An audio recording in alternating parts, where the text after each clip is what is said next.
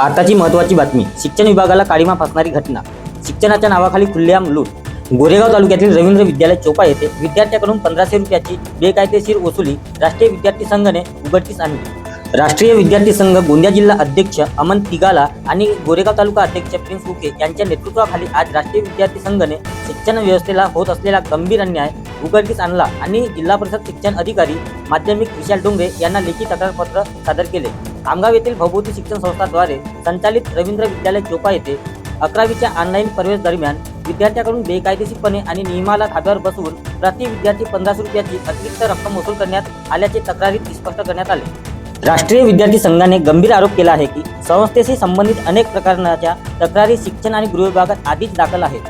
ही संस्था पूर्णपणे बेकायदेशीर आणि असंविधानिक पद्धतीने चालवली जात आहे, याची माहिती सरकारी पातळीवर उपलब्ध आहे आणि यावर त्वरित कारवाई अपेक्षित आहे. तसेच बनावट सरकारी आदेश देऊन संस्थेने अनेक शिक्षकांची बेकायदेशीर भरती केल्याच्या प्रकरणाची चौकशी सुरू आहे.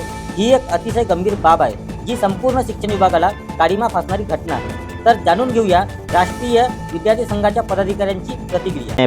प्रिंस उके, NSUI गोरेगांव तालुका अध्यक्ष हूँ और कांग्रेस कमेटी के छात्र संगठन से हूँ मैं। और मुझे ऐसी कंप्लेंट थी कि तालुका गोरेगांव के ग्राम चोपा में रविंद्र विद्यालय करके कॉलेज है, जूनियर कॉलेज, जिसमें 11वीं के छात्रों से 1500 रुपये पर कैंडिडेट ऐसा लिया जा रहा है। एक बच्चे से 1500 के रूप में कॉलेज वाले पैसे वसूली कर रहे हैं, जिसके लिए हमने कार्रवाई की है। और पूछताछ करने पर यह पता चला कि बच्चों ने एक्सेप्ट किया है कि उनके द्वारा 1500 रुपये RI Rangdale sir, KS Doye sir और चौधरी मैडम कोई है, उनको दिया गया है। और इस विषय पे जब मैंने जांच पड़ताल की कि क्या आपने पैसे भरे तो स्लिप मिली, तो उन्होंने कहा कि हमें किसी भी प्रकार की स्लिप नहीं मिली है और हमें जबरन मेंटेनेंस के नाम पे पैसे लिया गया है।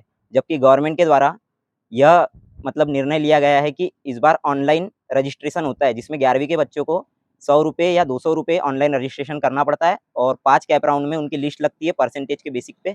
लेकिन एडमिशन होने के बावजूद भी, कैप राउंड में लिस्ट में नंबर लगने के बावजूद भी कॉलेज द्वारा 1500 रुपये वसूल किए गए हैं। इसकी हम कड़ी निंदा करते हैं और हम इसके ऊपर कार्रवाई चाहते हैं और शिक्षण अधिकारी से हम अनुरोध करते हैं कि इसके ऊपर कड़ी से कड़ी कार्रवाई की जाए। 100 रुपये की डिमांड, वहाँ पे मतलब सीटें हैं 60 बच्चों की, तो 60 बच्चों से जिनका एडमिशन हो गया, उसमें पहले कैप राउंड में 30 बच्चों का एडमिशन हो चुका था, और वो 30 बच्चों से 1500 रुपये वसूले जा चुके हैं।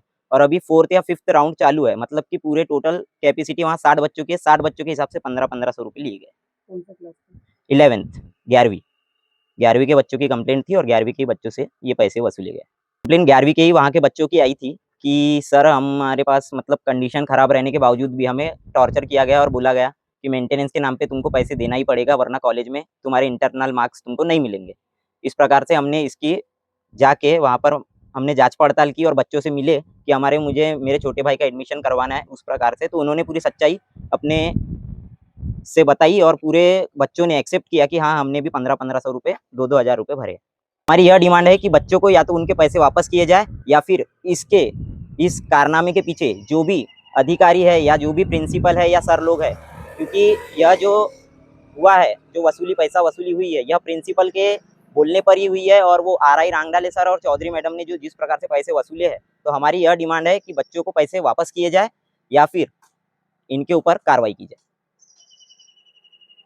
राष्ट्रीय विद्यार्थी संघाने मागणी केली आहे की या संस्थेचे अधिकारी, संचालक आणि शाळा व्यवस्थापन समिती यांच्यावर कठोर आणि दंडात्मक कारवाई करावी. जर त्वरित कारवाई केली गेली नाही तर राष्ट्रीय विद्यार्थी सेना विद्यार्थ्यांच्या हक्काचे रक्षण करण्यासाठी तीव्र आंदोलन करेल.